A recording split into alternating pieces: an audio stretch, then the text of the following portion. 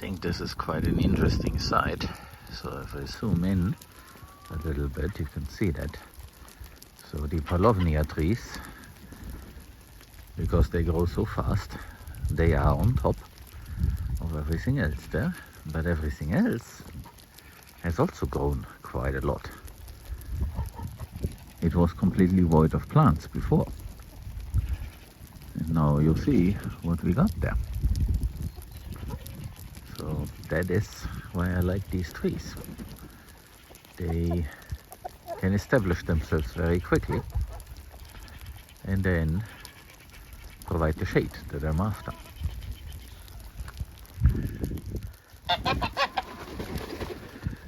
See what she's doing. That's her morning exercise.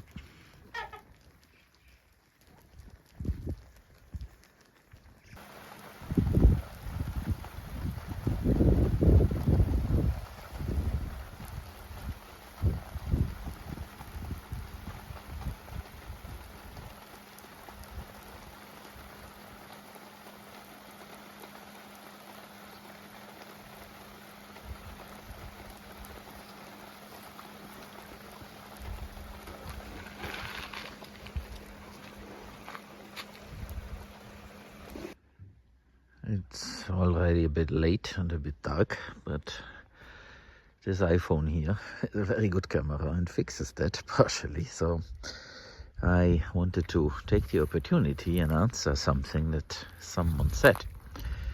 So Paulownia trees do not grow straight and have no branches below. So there is a type called Paulownia elongata, which goes up, and there are other subspecies. But in order to have a clean trunk, you need to do something. So what they tell you, the commercial growers, and what they do is, once the tree is a little bit stronger and is woody, now it is just a very soft pipe, then you simply remove. Yeah, you see these little offshoots there?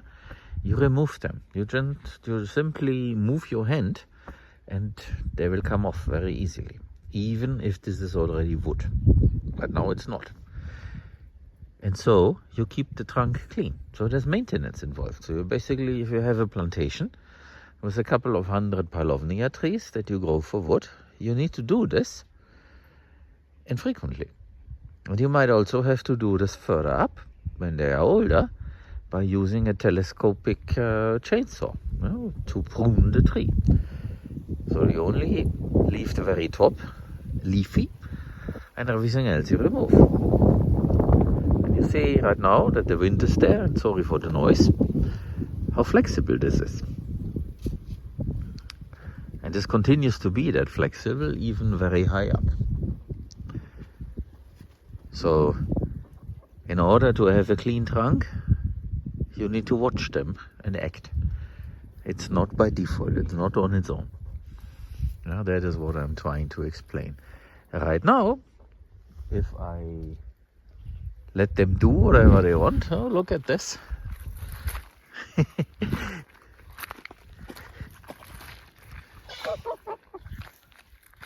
I left this opened and there she came in. Come. So let's move Carlotta out of here, because she is not supposed to eat the cat food, but she does. Come. Yeah.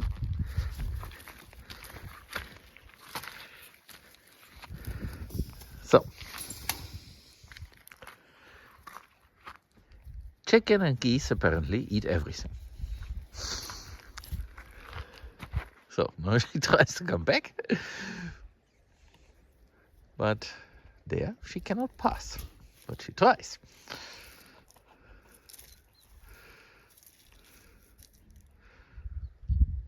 There's plenty of food, but it's protein, and that's what she wants. All living things need protein. That's how you can call this. Oh, and also it is getting dark. I just heard it. Yeah, there is a hen. Oh, there in the distance. Let me see. I think now you can see her. They go far. Okay, but back to the tree. So, as I was saying, if you do not do this, then they will grow in this bell shape, like the ones over there. And then you can prune later, but you have to prune eventually. So it's not that like other trees, they will go up and you have a mostly clean trunk. That is by manual intervention. Yeah? That basically is the message.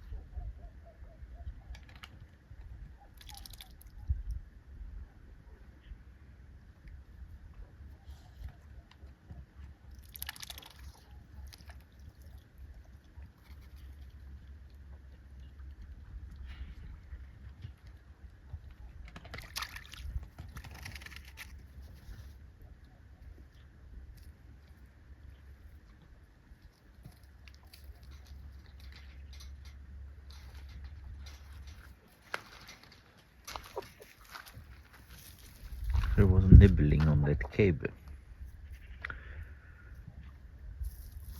geese are very curious, apparently.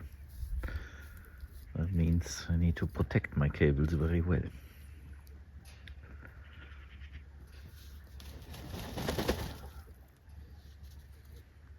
And she did nibble on an Ethernet cable. It's still working, but I need to fix it.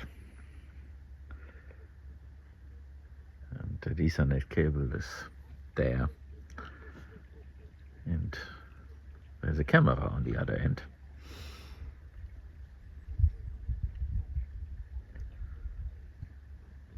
Geese do have some sort of teeth in their mouth.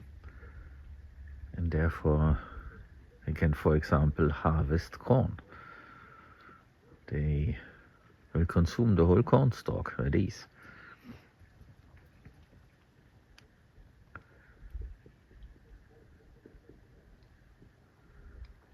And she will stay outside until it is really dark, because she's basically on patrol and looks around. And when it's then dark, then she will go in the hen house and sleep with everybody else there. But there's also one hen that is still outside, the one that you saw earlier. There's always one, and the one goes to bed very, very late. But that's okay. So I close this once it really gets dark, and that's okay.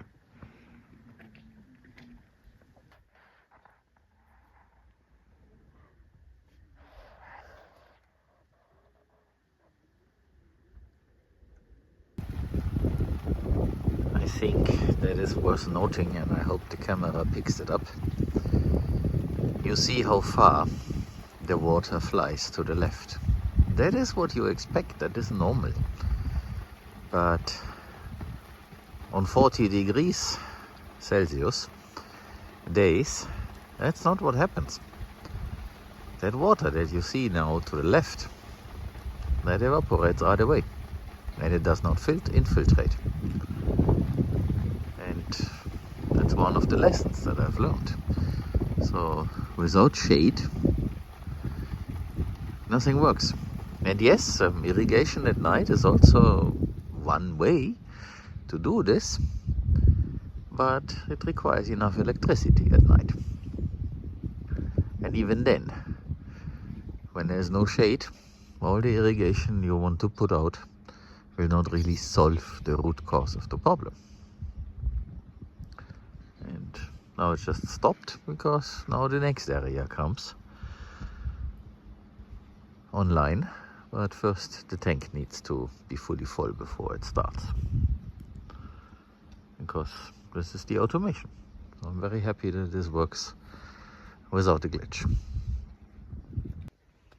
I just made a discovery, and it is this. So someone uprooted there a little bit, and also here. And I think that was a wild boar, a pig. And I would think this animal came in from over there, where the fence is kind of open.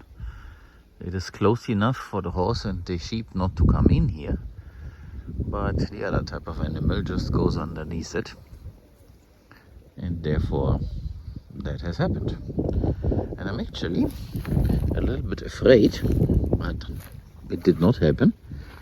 This animal might have uprooted also the few Paulownia trees that are growing in here.